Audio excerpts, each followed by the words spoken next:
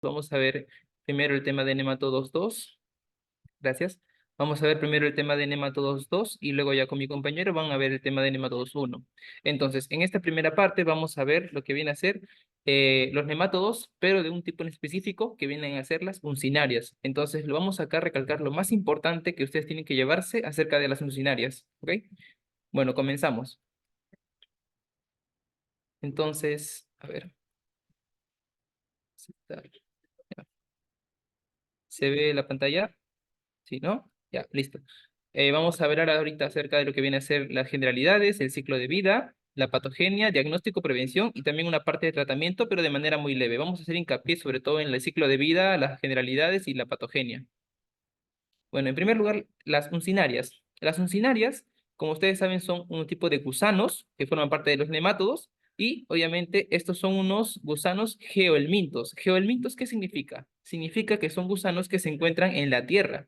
Estos de aquí se caracterizan por ser unos geohelmintos que son hematófagos, o sea que además de que viven en la tierra, que cuando se van a desarrollar van a consumir sangre. ¿Sangre de quién? De nosotros, de los seres humanos. Entonces, tienes que recordar tú esto de aquí que es un geohelminto, sí, las succinarias son geohelmintos que también son hematófagos. ¿Y cuáles son los principales patógenos humanos? Aquí tenemos a dos muy importantes, al Ancylostoma duodenale y al Necator americanus. Ambos van a habitar en el intestino delgado a nivel del duodeno. Y para que no te olvides, si te acuerdas el nombre del Ancylostoma duodenale, recuerdas que está en el duodeno, ¿ok? Entonces, así lo vamos recordando. Con respecto a la taxonomía, es del reino Animalia, del filum Nematode, del orden Strongylidae, familia Ancylostomatidae y del género Ancylostoma y Necator. Estos son los dos que te tienes que aprender, el Ancylostoma duodenale y el Necator americanus, que vamos a ver a continuación sus diferencias. Ahora, con respecto a la epidemiología de las uncinarias, ya que son estos dos, vamos a ver que la zona geográfica donde habitan es la jungla, la selva. Entonces, vamos a encontrarlo en el continente asiático, continente africano, también en el continente americano, pero en la zona principalmente tropical, ¿ok? Ahora, ¿qué factores de riesgos están asociados a poder, digamos que, infectarte de este parásito? El trabajo agrícola en el campo, el ambiente húmedo porque se desarrolla en la humedad, las zonas rurales y la tierra contaminada porque son geohelmintos, no lo olvides.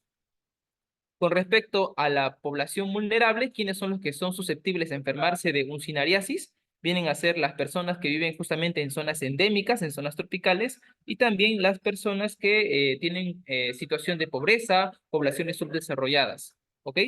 Listo. Entonces ya hemos visto de manera general qué son las uncinarias y su epidemiología. Ahora vamos a hablar acerca de sus características morfológicas. Vamos a ver cómo es la morfología de este nemátodo. Este nematodo tiene tres formas, estadio huevo, larva y adulto. Vamos a comenzar por el huevo. El huevo se caracteriza porque viene a ser la forma diagnóstica, no te olvides. Esta es la forma en cómo tú lo vas a diagnosticar en tu paciente. Entonces, es un huevo que es de tipo ovalado, pero que es indistinguible. O sea que tanto en el Necator americanus como en la Encylostoma va a ser igualito, va a ser parecido, no se puede diferenciar. Entonces, mira, el microscopio, ¿cómo lo vamos a ver? Como un huevo de manera ovalada, que adentro obviamente tiene su larva en desarrollo, que la vamos a ver de forma granular. Ahora, este huevito, cuando ya madure y eclosione en la tierra, ¿sí? Cuando este huevito madure y eclosione en la tierra, porque es un gelminto, va a formar una larva. Las larvas tienen dos estadios. Un estadio que es la larva rhabditiforme, que se caracteriza porque tiene un esófago bulboso. Mira, acá vamos a ver la larva rhabditiforme, en donde podemos ver que tiene su boca, su esófago y su bulbo e intestino llano. En cambio, también podemos ver el otro tipo de larva, que es la larva filariforme, que se caracteriza porque tiene un esófago filiforme. Vamos a ver aquí la diferencia, ¿no? Acá está. Tiene una boca, anillos nerviosos y un esófago que ya no es bulboso, sino es filiforme. Además, no debes olvidar que la larva filiforme es la forma infectante. Eso quiero que lo tengas muy, muy en claro. La larva filiforme es la que va a entrar dentro del ser humano, mientras que el huevo es la forma como vamos a diagnosticarlo. No te olvides de estos datos que le estoy colocando acá. Forma diagnóstica, el huevo. Forma infectante, la larva filiforme, ¿ya? Y bueno, datos extras es que este es un gelminto que para que el huevo pueda desarrollarse tiene que ser en donde en un suelo húmedo. ¿Ya? ¿Ok? Estos huevos se van a desarrollar en suelos húmedos. Por lo tanto, no sobreviven en frío extremo o calor excesivo o sequedad. Tienen que tener un suelo húmedo para que estos huevos puedan desarrollarse en las larvas. Ahora, con respecto a la temperatura óptima para que estos huevos se desarrollen y puedan eclosionar, ¿ok? Va a ser justamente la temperatura de 20 a 30 grados centígrados. Listo, entonces hasta aquí ya hemos visto los huevos y las larvas. Ahora vamos a ver lo que viene a ser la parte de los adultos. Entonces aquí vamos a ver las características generales y vamos a recordar que hablamos de dos, ¿verdad? El ancilostoma duodenale, mira, vamos a ver su cara, se caracteriza, chicos, porque tiene unos dientes, mira, tiene unos dientes, ¿sí? En posición ventral, tiene dos pares de dientes en posición ventral y otros dos en parte superior posterior y también en la parte inferior. Entonces tú recuérdalo al ancilostoma como un gusano con dientecitos, ¿ok? Y que se caracteriza porque es un gusano grueso, también es largo y que tiene sus dientes ventrales puntiagudos, que es lo más característico. Ahora, ¿tú para qué crees que sirven esos dientes? Esos dientes los va a utilizar para aferrarse a la mucosa intestinal de tu intestino delgado y sacar sangre, porque recuerden que son gusanos hematófagos, ya lo habíamos mencionado. Y por otro lado tenemos a su amigo que es el Necator americanus. El Necator americanus, mira la diferencia. Mientras que el ancilostoma tiene dientes, este de acá tiene placas, ¿ok? Así lo llaman. Es un gusano delgado que tiene placas cortantes, pero que también tiene la misma función para aferrarse a la mucosa y consumir la sangre. Por eso son hematófagos. Y ya si queremos hablar de diferencias sexuales, debemos recordar que a partir ya de este orden, ¿no? Del orden de nematoda, ya hay dimorfismo sexual, es decir, que hay una diferenciación entre el sexo masculino y el sexo femenino. Entonces, en los machos, vamos a ver que son gusanos más pequeños, que miden de 8 a 11 milímetros de largo, y presta atención, tiene una estructura posterior, o sea, su parte terminal tiene una bursa copulatriz. ¿Qué es la bursa copulatriz? Mira, es como una especie de extremo que parece una bolsa, que parece una red que se va a unir con el aparato genital femenino y se va a dar la cópula. Entonces, mira, no es como los otros gusanos que tú has conocido que terminan en punta. Este gusano de aquí no. Tiene una bursa, que es como una bolsa, que le va a permitir unirse a la parte tercio externo de la hembra para realizar la cúpula. Entonces aquí tenemos la hembra. Mira, la hembra es más grande, como en casi todos los gusanos, es más grande, tiene un extremo posterior afilado y recto y tiene un aparato general tubular único y largo. Entonces, mira, tú acá tenemos los dos gusanos. Creo que obviamente tú puedes saber cuál es el macho y cuál es el hembra, ¿sí o no? La hembra es más grande, ¿sí o no? La hembra es la más grande y el macho es el más chiquito. Y debemos, mira, la hembra termina su cola en punta y del macho su cola termina en bursa, ¿sí? Y esta bursa se aferra a la parte del útero, esta parte que está más negrita, ¿sí? Y ahí van a dar la cópula. La hembra bota los huevos y el macho los espermas, ¿no? Y se va a dar la copulación. ¿Listo? Entonces, hasta ahí hemos visto todo lo que viene a ser la morfología. Ahora vamos a hablar del ciclo de vida. Mucha atención con esta parte. El ciclo de vida de este parásito, ¿ok? Es muy, muy interesante. Vamos a iniciar en este cuerpo humano. Imagínate un humano que esté infectado, ¿ya? Ok, este humano que esté infectado, vamos a ver cómo elimina huevos, ¿ya? Entonces, mira, esta persona está infectada y va a eliminar huevos a través de sus heces. Mira, sus heces están contaminadas con los huevos. Estos huevos que están en la tierra van a pasar ¿a dónde? Hacia el medio externo, hacia el exterior. Imagínate que caen en el suelo. En el suelo se va a dar el desarrollo larvario. Entonces, aquí estos huevos, ¿qué va a pasar? Se van a transformar en larvas rhabditiformes cuando eclosionen, ¿no? Obviamente estando en una temperatura adecuada. Y después de que esta larva se forme, la larva rhabditiforme va a seguir creciendo, creciendo. Disculpen, uy, se borró. Vamos a avanzar. Después de que estábamos en huevo, teníamos la larva raditiforme, esta va a crecer y va a formar la larva filariforme, que ya la hemos visto, ya hemos visto estas dos. Y es esta larva filariforme, o también llamada L3, es la que va a infectar al ser humano. Mira tú cómo la larva va a entrar por dónde, mira, a través de la piel. Esta larva filariforme tiene en su extremo enzimas y unos dientecitos que le van a permitir perforar la piel. Y como van a perforar la piel, principalmente, ¿qué pasa en la selva? Que muchas personas caminan sin calzado. Entonces, como hay muchos niños que caminan sin calzado, obviamente este gusano entra principalmente por la piel, principalmente por la planta del pie. Y es ahí donde se va a dar su recorrido. Y es aquí donde vamos a hablar del ciclo de los. El ciclo de los es aquel en el cual el parásito va a pasar, mira, desde el pie, desde la circulación del pie, va a, digamos que nadar hasta llegar hasta dónde, hacia el corazón. Una vez que desde el pie va hacia el corazón por la circulación, por los vasos sanguíneos, en el corazón va a ir hacia dónde, hacia el pulmón. Y una vez que está en el pulmón, va a atravesar el pulmón, o sea, va a perforar los alvéolos, y eso obviamente genera sangrado, Y va, obviamente, ir a dónde, mira, se dirige al pulmón, al corazón, al pulmón, y luego, mira, asciende por la tráquea. O sea, mira, pie, corazón, pulmón, y luego va a la tráquea. ¿Y para qué va la tráquea? Va a la tráquea para luego de la tráquea subir por la laringe, faringe y ser deglutido por el esófago. Mira, tú vas a tragarte, ¿sí? Vas a tragarte las uncinarias. Entonces, deglutes las uncinarias, y estas de aquí van a bajar ¿a dónde? A tu sistema digestivo, van a bajar a tu sistema digestivo y van a llegar al intestino delgado. Es aquí, en el intestino delgado, donde van estas larvas, van a formar su estadio adulto, ¿ok?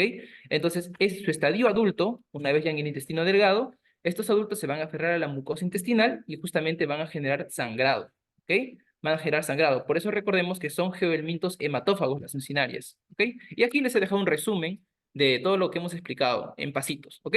Haciendo énfasis en el paso número 4, que es la larva filariforme que penetra la piel, y en el paso número 6, que describe detalladamente todo lo que viene a ser el ciclo de los que también hemos comentado, ¿ok? Listo. Entonces ya hemos visto el ciclo de vida, ahora vamos a ver la patogenia. En la patogenia vemos que hay un cuadro cutáneo porque la larva penetra la piel, entonces hay una lesión por secreciones líticas que le permiten el ingreso. Luego ya sabemos, ¿no?, que asciende por vía al corazón, luego a vía pulmonar y genera una ruptura de capilares y una reacción inflamatoria. No te olvides de esto, en el pulmón rompe los capilares porque pasa de la circulación a los alvéolos y hay una reacción inflamatoria de tipo eosinofílica. Anota esto porque vamos a verlo después en la clínica. Y ya una vez que llega a la parte intestinal, va a tener un proceso de fijación con sus dientecitos o sus placas a la mucosa y luego va a haber una lesión mecánica e inflamatoria a este tejido, lo cual obviamente va a generar daño. Y ojo, tú dirás, profe, pero si la sangre está siendo digerida, ¿por qué no se coagula? Ah, es que justamente este gusano tiene una sustancia anticoagulante, porque si no consumiría la sangre y se ahogaría. ¿Por qué? ¿Por qué no se ahoga? Porque justamente tiene una sustancia anticoagulante que permita que ésta permanezca en su estado más líquido. Con respecto a las manifestaciones clínicas, vamos a ver que en la piel genera, como pueden ver acá, una especie de surco, ¿ok? Una especie de surco que justamente es la dermatitis pruriginosa. Como este gusano penetra la piel, al moverse genera una irritación, que obviamente se conoce médicamente como dermatitis pruriginosa. Y como está generando una lesión en la piel, esto favorece infecciones secundarias. O sea, como este gusano ha entrado por ahí, puede permitir que otras bacterias, ¿sí?, puedan también aprovechar que se ha generado este daño y generar una infección. Y se puede generar un impétigo, se puede generar una erisipela, hasta incluso una celulitis, ¿no?, que ya puede ser algo más grave. Y ahora recordemos que también pasaba por el nivel pulmonar. Y a nivel pulmonar, ¿qué decíamos, profe? Rompe los capilares, entonces ya mira, tos, expectoración y también eosinofilia. Vamos a ver una reacción inflamatoria de tipo eosinofilia. Y también puede generar una condensación bronconeumónica porque obviamente al pasar por ahí irrita a los alvéolos, irrita a la tráquea, ¿no? Irrita los bronquiolos también. Entonces es un patrón de condensación bronconeumónica. A nivel intestinal, pues obviamente genera clínica muy inespecífica, genera dolor epigástrico, náuseas, vómitos, una duodenitis eosinofílica. Y bueno, como ya hemos recordado, como son parásitos hematófagos, generan una anemia, ya cuando no, digamos que hay una exposición prolongada a este parásito. Puede generar una anemia, microhemorragias que pueden terminar en debilidad y palidez. Entonces, nunca te olvides, un dato importante acá es la anemia, sobre todo para las preguntas que vas a tener más adelante en exámenes de medicina. Así que mucho ojo con la anemia en niños, ¿ok? Y ya para terminar, vamos a ver la parte del diagnóstico.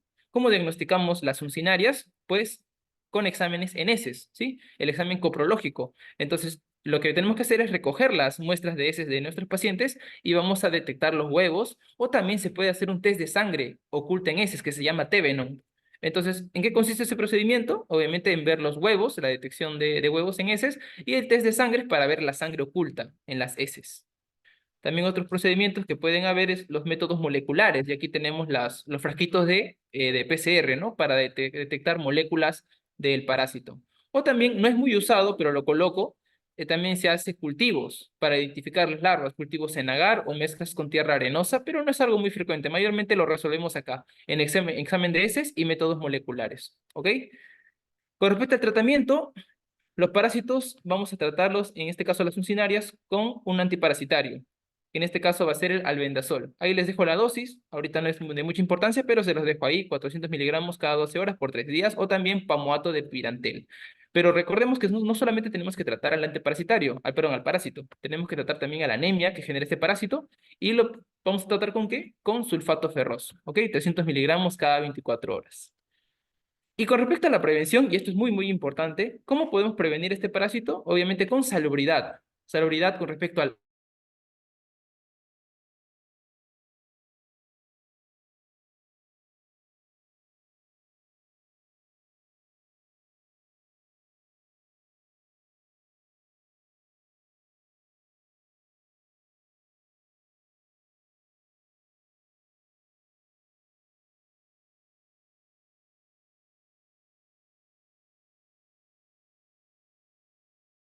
Gracias. Ya vamos a terminar, chicos. Vamos a poner unas preguntas. Me gustaría que participen. Estoy acá en otro dispositivo viendo el chat. A ver, vamos a tener la primera pregunta, a ver, sobre uncinarias. Dice, ¿cuál es la forma infectante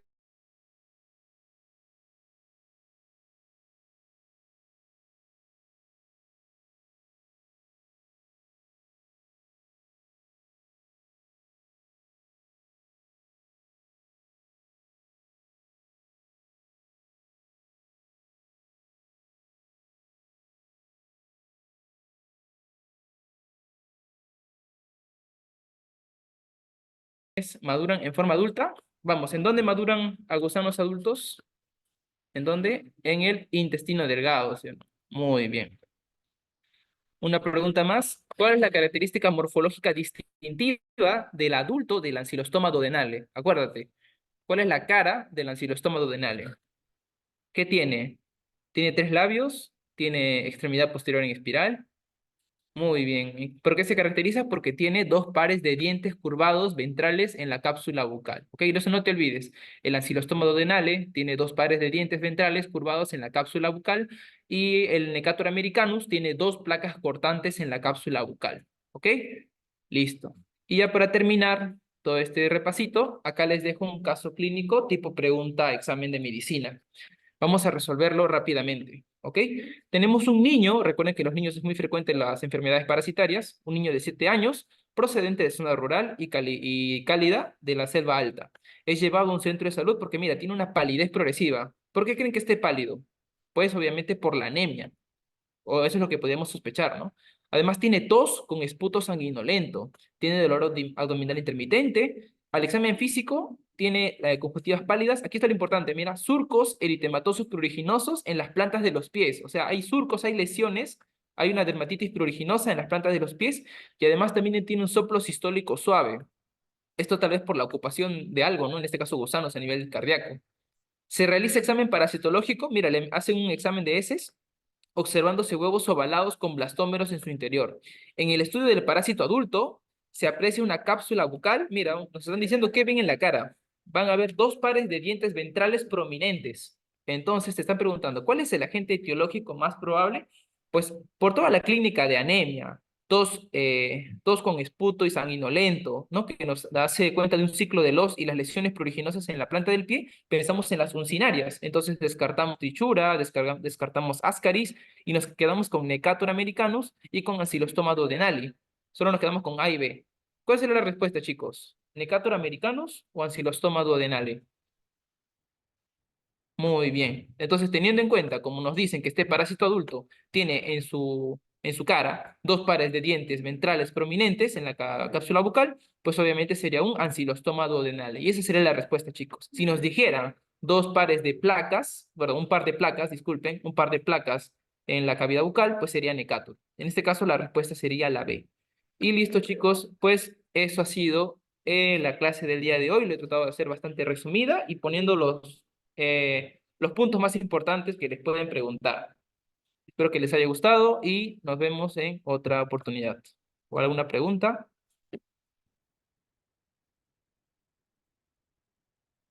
A ver, hay una pregunta. Sí, la hemoptisis puede ser parte de la clínica, porque recuerda que cuando este gusano pasa de la circulación del corazón, pasa al pulmón, tiene que rompe la membrana alveolo capilar y genera sangrado. Ahora, no, digamos que este sangrado no es, digamos que un sangrado tan escandaloso, sino puede ser un sangrado bastante, digamos que una tos con puntitos de sangre, ¿no? Ahora también depende, si el paciente está muy infestado, o sea, tiene bastantes de estos gusanos, obviamente va a ser una hemoptisis mayor, pero es un signo que te puede guiar a ti. Y sí, va, o sea, forma parte de la clínica. Ujú. Listo. ¿Alguna otra pregunta, chicos, que tengan de este tema? Ujú.